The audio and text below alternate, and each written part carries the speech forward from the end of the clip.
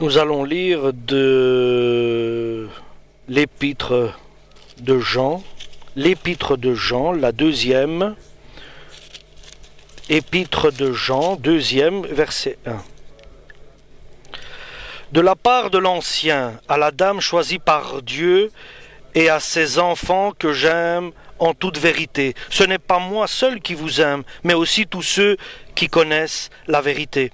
Parce que la vérité demeure en nous et sera avec nous pour toujours. Que Dieu le Père et Jésus-Christ, le Fils du Père, nous accordent la grâce, le pardon et la paix pour que nous en vivions dans la vérité et l'amour. J'ai été très heureux de constater que certains de tes enfants vivent dans la vérité, comme le Père nous l'a commandé. Et maintenant, voici ce que je demande, chère dame. Aimons-nous les uns les autres. Ce n'est pas un commandement nouveau que je t'écris, c'est celui que nous avons reçu dès le commencement. L'amour consiste à vivre selon les commandements de Dieu. Et le commandement que vous avez appris dès le commencement, c'est que vous viviez dans l'amour. Beaucoup d'imposteurs se sont répandus dans le monde. Ils refusent de reconnaître que Jésus-Christ est réellement devenu homme. C'est en cela que se révèle l'imposteur, l'adversaire du Christ. Prenez donc garde à vous-même, afin que vous ne perdiez pas le résultat de notre travail, mais que vous receviez pleinement votre récompense. Quiconque ne demeure pas dans l'enseignement du Christ, mais va au-delà, n'est pas en communion avec Dieu. Celui qui demeure dans cet enseignement est en communion avec le Père et le Fils. Si quelqu'un vient à vous et vous apporte un autre enseignement, ne le recevez pas chez vous et refusez même de le saluer, car celui qui le salue devient complice de ses mauvaises actions. J'aurais encore beaucoup de choses à vous dire, mais je préfère ne pas le faire par écrit. Amen. Pour la parole du Seigneur. Jésus, à un moment de son parcours, il a demandé à ses disciples qui disent les hommes que je suis, moi, le Fils de Dieu. Certains ont dit un des prophètes, certains disent que tu es Jérémie, certains disent que tu es Jean le Baptiste qui est revenu. Ils lui ont dit ce qu'ils avaient entendu de la foule et des gens, ce que disaient les hommes. Certains disaient qu'il était venu par le mensonge pour détruire la vérité d'Israël. Et nous savons que la vérité n'était pas exprimée par leurs dirigeants, par les pharisiens. Et nous savons que les pharisiens, au nom de Dieu, ont crucifié celui qu'ils attendaient, le Messie. Celui qui avait été envoyé et qui est né de la Vierge Marie. Et à la fin, il a demandé aussi à ses disciples, « Que dites-vous que je suis, moi, le Fils de l'homme » Et Pierre, avec une révélation du Père, parce que nous savons que un homme simple ne peut pas comprendre ce que a dit l'apôtre Pierre.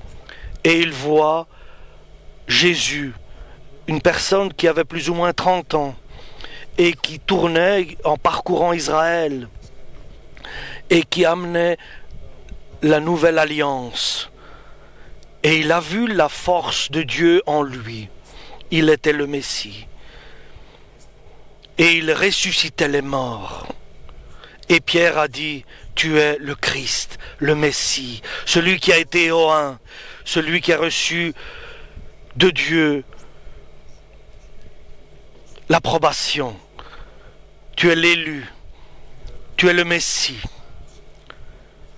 Et sur cela, Jésus a dit quelque chose qui est écrit dans la parole de Dieu. dans l'Évangile. Toi, tu es Pierre. Tu t'appelles Pierre. Il était appelé Simon, qui voulait dire de la paille.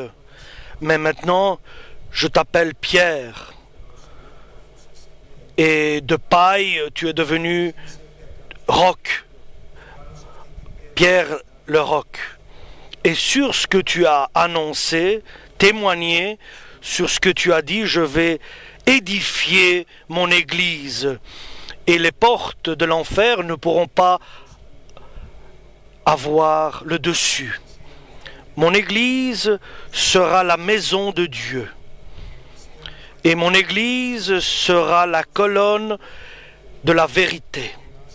Et mon Église sera ma fiancée. Et mon Église sera mon corps.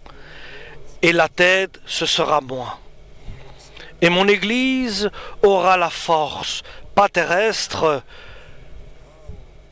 mais une force céleste. L'Esprit Saint sera avec mon Église, avec ceux qui existent. Et par mon Église, je détruirai les œuvres du mal. Chaque plantation qui est démoniaque, je la déracinerai par mon Église, dont vous faites partie. Vous êtes mon Église, vous êtes des pierres vivantes, vous construisez mon édifice. Par mon Église, je vais glorifier le nom de mon Père. Par mon Église, par ceux qui m'appartiennent. Par mon Église, nous allons régner pour les siècles des siècles. Alléluia. Cette Église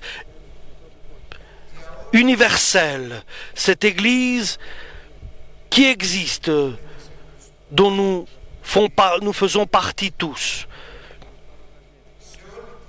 dans la terre entière, c'est l'Église de Jésus.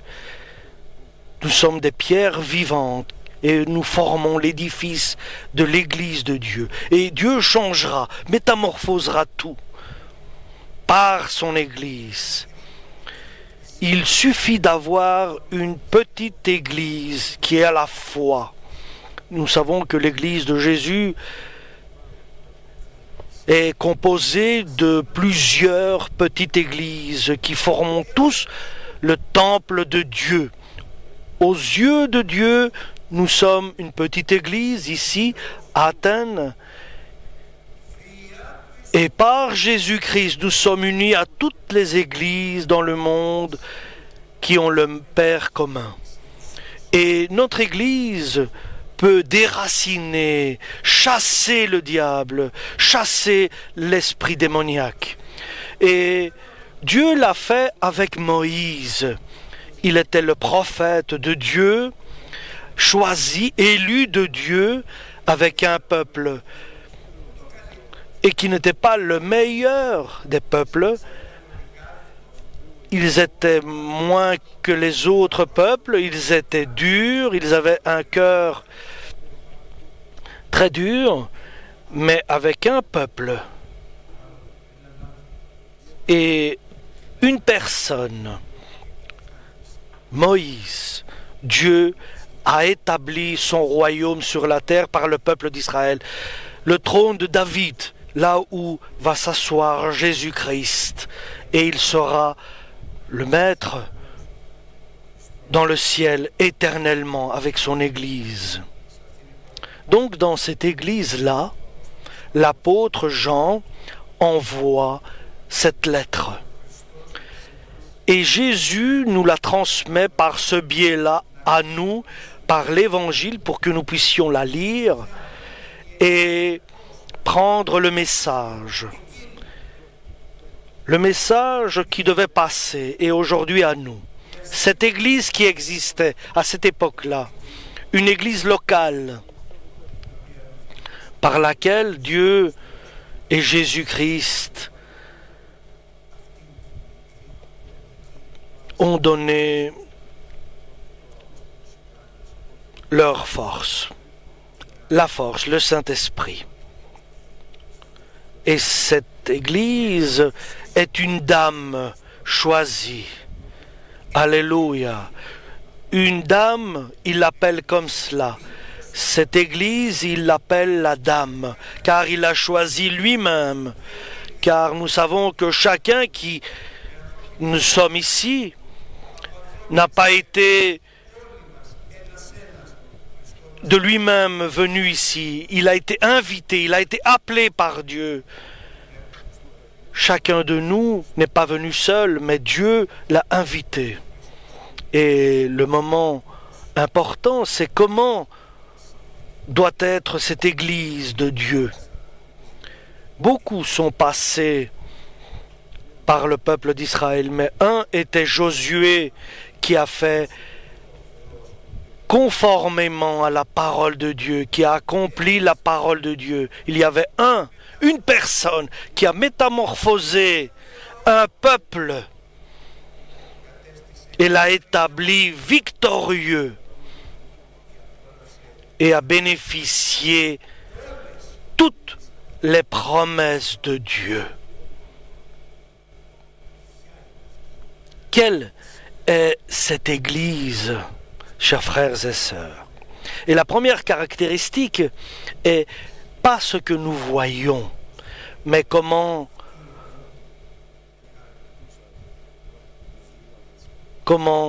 cette Église peut devenir et comment Dieu la voit et qu'est-ce que Dieu demande de notre part. La dame choisie, la dame qui est élue de Dieu.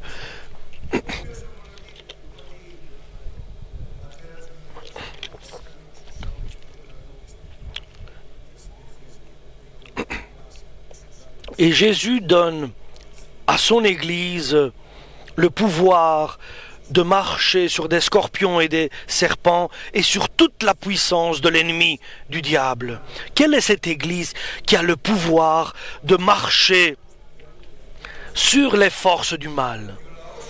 Et le peuple d'Israël, que Josué a dirigé, a guidé sur la gloire, de pouvoir accomplir toutes les promesses de Dieu, et que personne ne puisse intervenir et être un obstacle. Cet Ancien Testament est Agar. Parce qu'Abraham a donné naissance à 2 enfants, Ismaël, qui venait de Agar, une Égyptienne, une servante,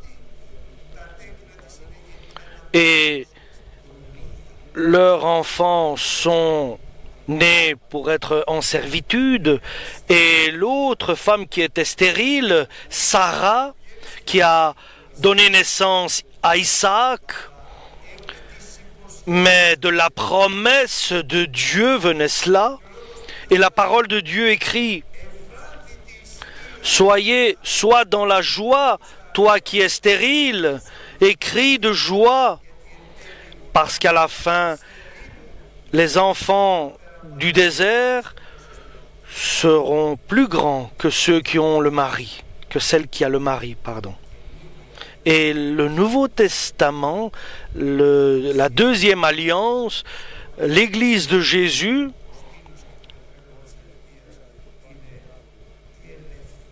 elle est libre, c'est la céleste Jérusalem.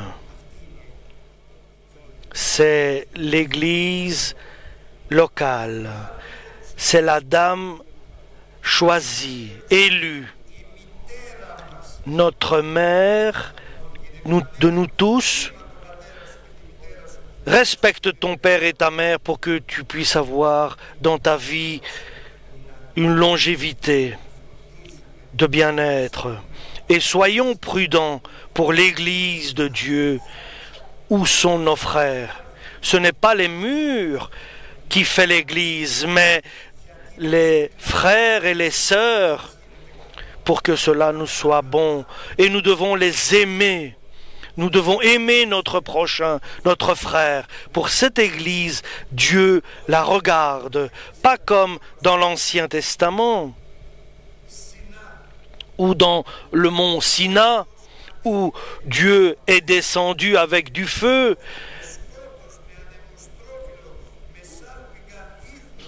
Et avec beaucoup de bruit, et tous ceux qui se sont trouvés là au mont Sina ont eu peur.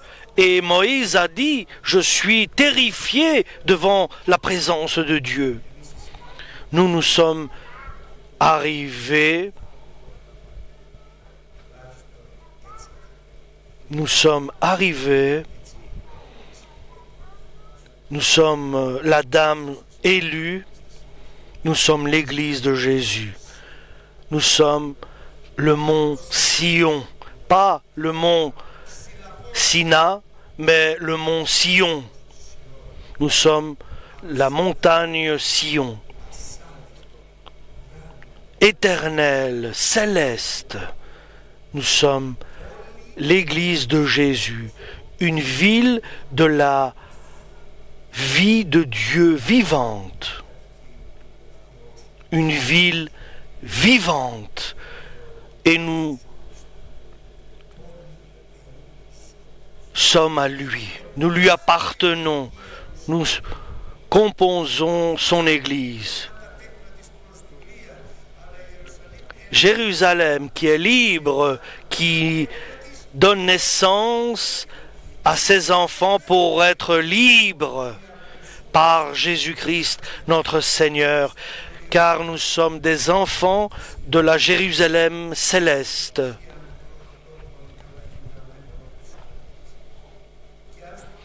Et dans le ciel, il y a la joie qui se fait pour un pécheur qui se repent.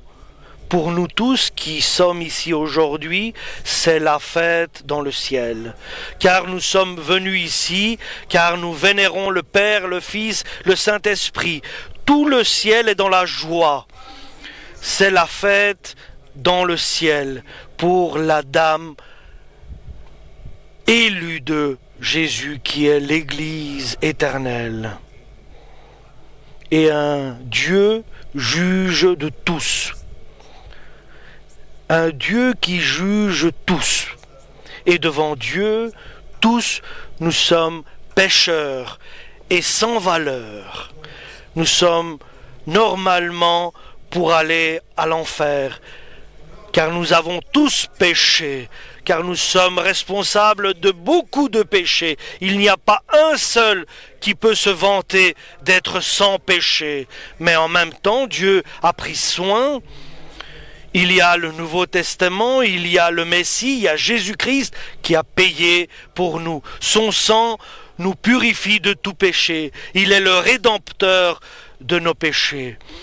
Il est l'agneau qui ôte le péché du monde. Et il crie,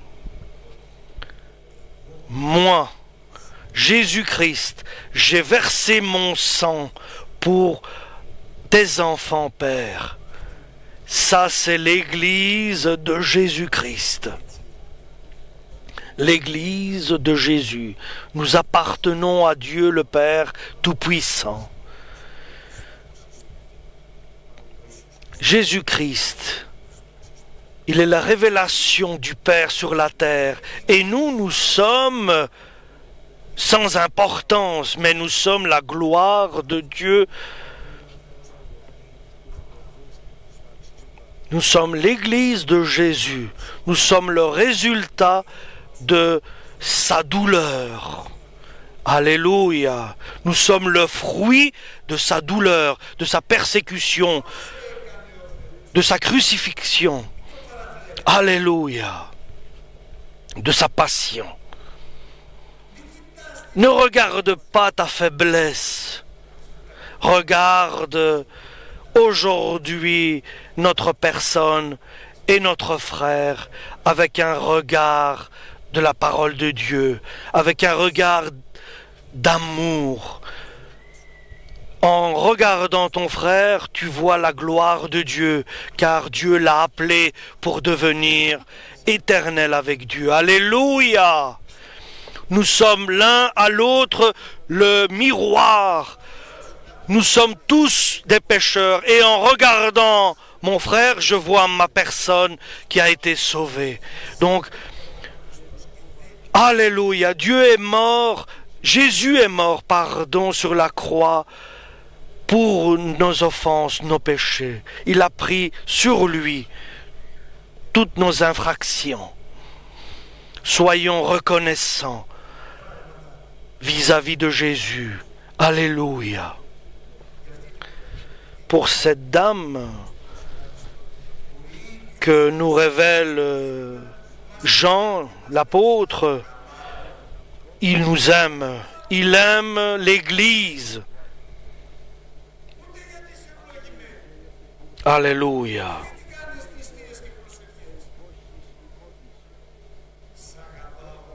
Dieu nous aime parce que la vérité est en nous. Alléluia. Elle demeure en nous. Car nous inspirons que la vérité. Nous sommes inspirés que de la vérité. Et nous acceptons que la vérité de l'Évangile, qui est éternelle. Nous ne voulons pas nous détourner à gauche ni à droite, mais nous voulons être avec Dieu. Notre bon pasteur, notre bon berger, nous dirige et nous guide par des chemins de justice. Il nous dirigera dans le désert, il nous guidera parmi le désert et les difficultés, et il nous apportera à des endroits de pâturage. Alléluia. Où nous pourrons paître. Alléluia. Et Dieu nous dirige, il est notre bon berger. Et là nous aurons notre consolation et notre repos. Et nous crions de toute notre force. Nous voulons pas faire d'erreurs et de fautes. Nous voulons ta vérité. Nous voulons marcher conformément à ta parole. Car les jours sont difficiles et nous voulons vivre dans la vérité. Et seulement Dieu est la vérité absolue. Et c'est Jésus qui nous l'enseigne et il nous dirige vers cette vérité qui est éternelle. Et nous sommes bien heureux et heureux, alléluia, car nous ne voulons pas d'autres maîtres, nous ne voulons pas de théologiens, nous voulons Jésus-Christ, un Jésus-Christ crucifié, alléluia. Nous ne voulons pas d'enseignants, nous les désirons pas, nous voulons un maître, Jésus-Christ, notre Seigneur. Alléluia. Nous ne voulons pas d'études. Il y a une école, l'Église de Jésus. C'est l'Église qui nous enseigne. C'est Jésus par son Église qui nous enseigne, par sa parole. Et nous le crions et nous supplions Dieu. Nous ne désirons pas être trompés. Et nous voulons marcher conformément sur les traces, sur les pas de Jésus, sur les pas de Josué.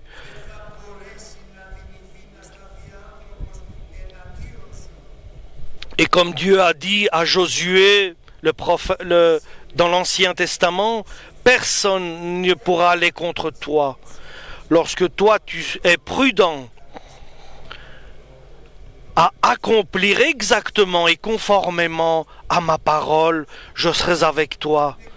Et de ne pas t'égarer à droite ni à gauche, ne te détourne pas et ne t'éloigne pas, et que la parole de Dieu soit toujours proche de toi, et que celui qui parle des paroles divines. Fais attention à ce que tu dis. Et ce livre, tu l'auras jour et nuit. Fais attention à ce que tu lis, ce que tu étudies. Seulement l'évangile de Dieu, la bonne nouvelle, la parole de Dieu qui est la force de Dieu, qui donne le salut à tous ceux qui l'acceptent. Nous voulons pas d'autres livres, seulement la parole de Dieu. Et l'apôtre Paul dit: reste dans ces paroles-là, dans cet enseignement-là de Jésus-Christ. Dieu a donné à Josué: garde le livre que je te donne et de l'accomplir. Tout ce qui est écrit soit conforme à la parole et accomplis-la. Alléluia! Aide-nous, Seigneur, à accomplir avec conformité la parole de Dieu. Aide-nous, Seigneur. Ainsi, nous pourrons être vainqueurs sur le chemin de Dieu et nous pourrons nous comporter avec sagesse.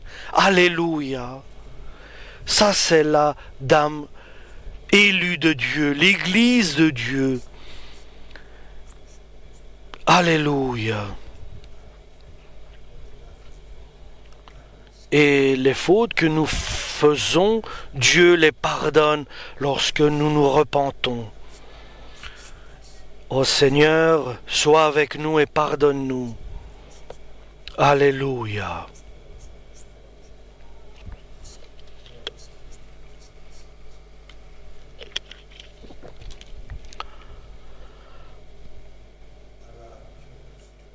Mais je suis très content et heureux, dit l'apôtre Jean. Je suis très heureux parce que certains de l'Église, non seulement ils ont la vérité en eux, mais ils marchent avec la vérité. Ils marchent dans la vérité. Ils sont conformes à la vérité. Et faire la vérité, accomplir la vérité est une université en elle-même. Nous savons que la vie est une expérience. Et certains, parmi ceux qui sont à l'église, ils sont conformes à cette vérité et l'accomplissent. C'est pour cela, dit l'apôtre Jean, je te supplie, dit-il à l'église, en l'appelant la dame choisie, la chère dame, je t'écris, dit-il, pas quelque chose de nouveau, quelque chose que Jésus a dit lorsqu'il était sur terre. Nous devons nous aimer les uns les autres. Ça, c'est le commandement de Jésus. Dans ce commandement, toute la parole de Dieu est concentrée.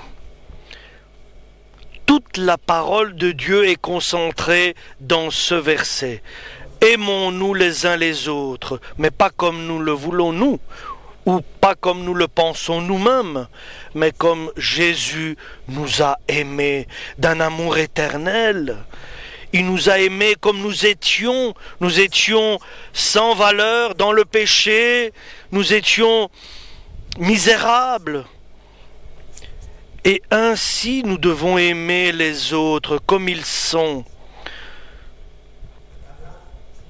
dans leur faiblesse, comme ils sont en vérité. Si quelqu'un cherche à trouver des personnes qui sont parfaites dans l'Église, il partira. Il n'y a pas de personne qui soit parfaite. Il n'y a pas de personne qui est parfait. Alléluia. Avec un esprit d'humilité, avec un esprit d'accusation. L'Église de Jésus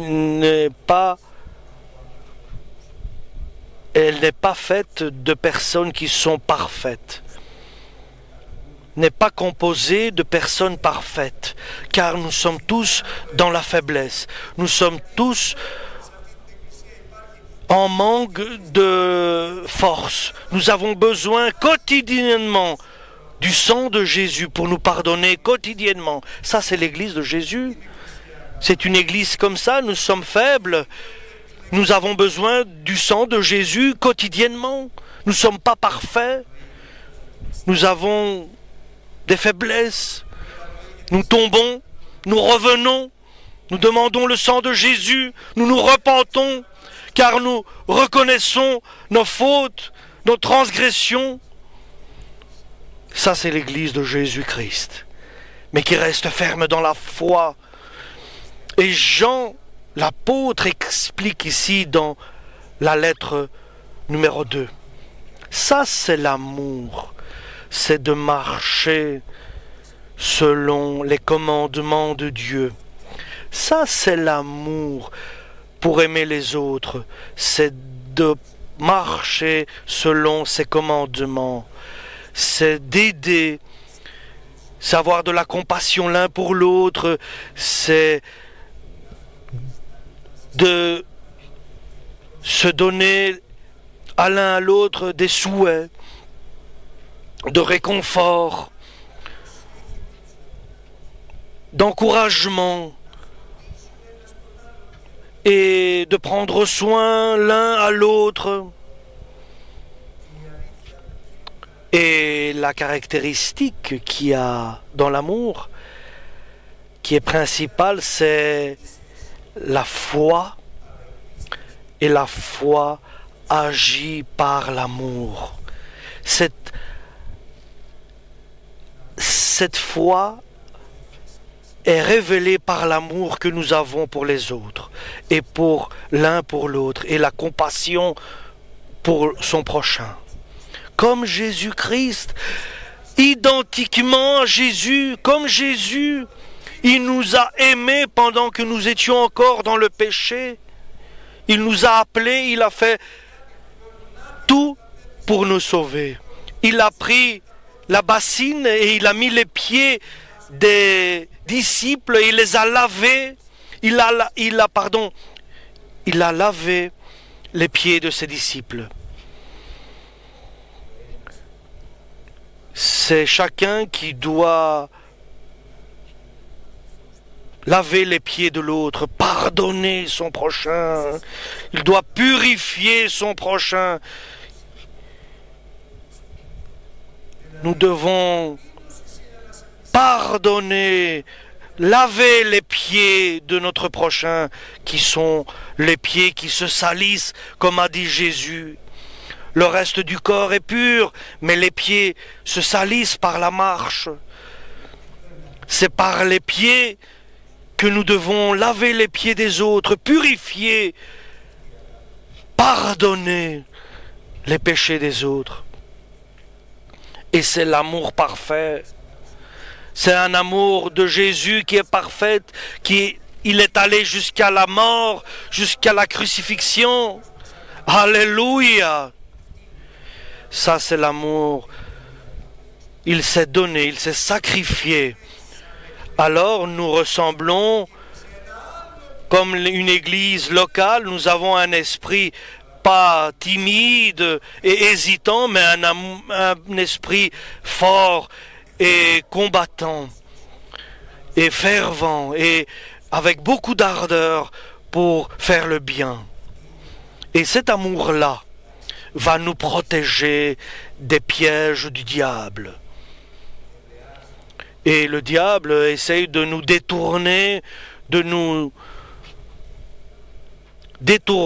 droit chemin. Ça, ce sont les méthodes qu'utilise le diable. Il essaye de nous détourner, de faire que nous perdrions notre espérance. Il veut que nous soyons désespérés, mais nous savons que nous avons l'amour de Dieu qui nous unit, qui nous enlace. C'est un amour qui dépasse notre logique. Alléluia! Cet amour de Dieu, lorsqu'elle nous dirige dans la vérité, alors nous devenons victorieux dans notre vie.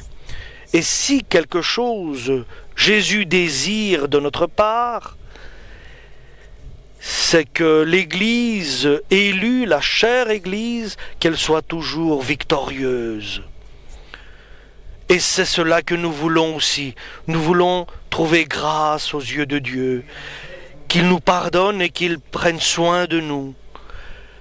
Alléluia, dans nos erreurs, dans nos réflexions, dans nos doutes,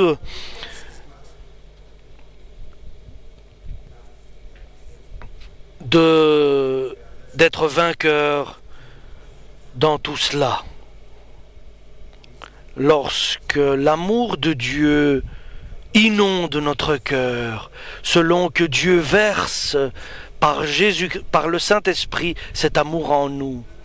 Cet amour-là qui est versé par le Saint-Esprit dans notre cœur, par cet amour, tu peux faire la séparation du bien et du mal. C'est cet amour-là qui va nous diriger, nous amener vers le paradis. Si j'ai toute la connaissance et toutes les prophéties et je connais tous les mystères de Dieu et que je n'ai pas l'amour de Dieu, je suis rien du tout. Et si je donne tous mes biens et je donne même mon corps, je me sacrifie totalement, mais si je n'ai pas l'amour de Dieu, je ne vaux rien. Je ne sers à rien. C'est l'amour de Dieu qui est au-dessus de tout. L'amour qu'avait Josué. Il avait l'amour vers son peuple, vers Moïse, vers Dieu. C'est cet amour-là que Dieu avait apprécié en lui et qui l'a fait devenir un roc. Alléluia. C'est un amour qui est indispensable pour les jours que nous traversons, ces jours difficiles et perverses. Et les disciples ont demandé à Jésus, quand vient la fin? Regardez et soyez prudents que personne ne vous détourne du droit chemin, parce qu'il y a beaucoup de faux enseignants et qui ont annoncé que Jésus n'est jamais venu en chair et qu'il n'a pas pris la forme charnelle par Marie, la Vierge Marie. Et certains, à cette époque-là, disaient cela.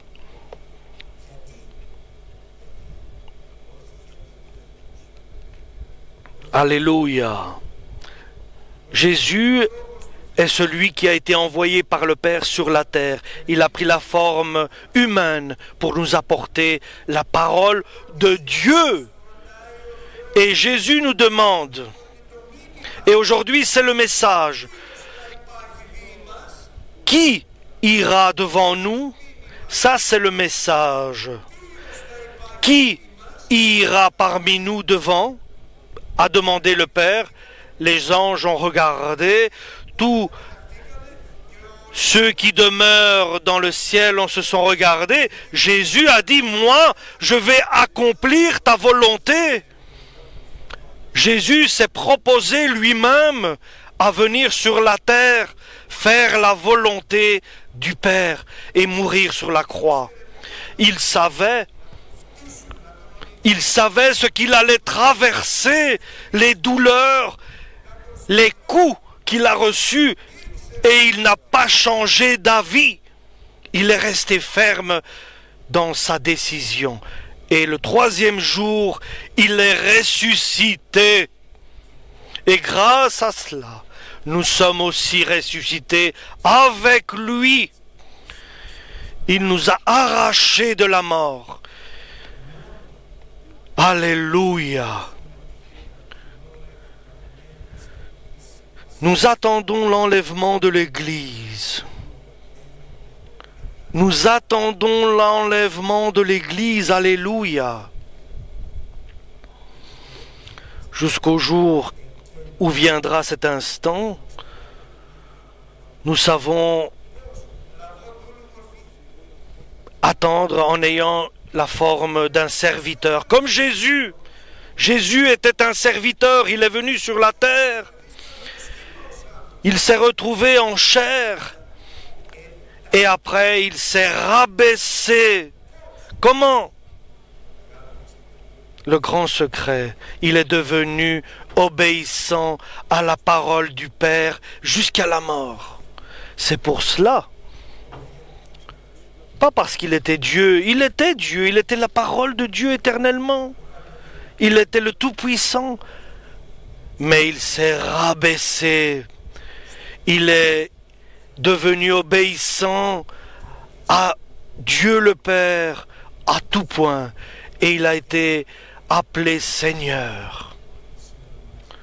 Et nous sommes appelés chers enfants, chères dames. Nous composons l'Église de Jésus. Et je viens avec joie faire ta volonté, Père, car j'espère et ma confiance est en toi, car Jésus qui est ressuscité et qui est là à la droite du Père, il parle pour nous, il prie pour nous, il supplie pour nous. Et nous sommes l'Église. Alléluia. Nous allons rencontrer Jésus-Christ. Nous allons le voir. Nous allons le contempler. Alléluia. Nous allons être unis à lui éternellement. Nous espérons, nous vivons dans cette espérance. Nous espérons que nous deviendrons par l'enlèvement de l'Église, lorsque nous serons debout devant lui, unis à lui. Alléluia. Maintenant, nous sommes ses enfants. Et là, nous serons adoptés par lui. Et nous avons accepté les fiançailles. Et nous pouvons dire: je viens avec joie, Père, pour faire ta volonté. Car comme Jésus savait qu'il allait traverser les douleurs et les souffrances et mourir et le troisième jour ressusciter, ainsi que nous, le troisième jour, nous allons être ressuscités. Et nous allons rencontrer Jésus-Christ. Il viendra nous chercher dans les airs et nous allons le rencontrer, comme il est dit dans Thessaloniciens.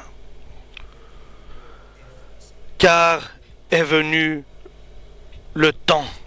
Le temps est accompli. Jésus revient nous chercher.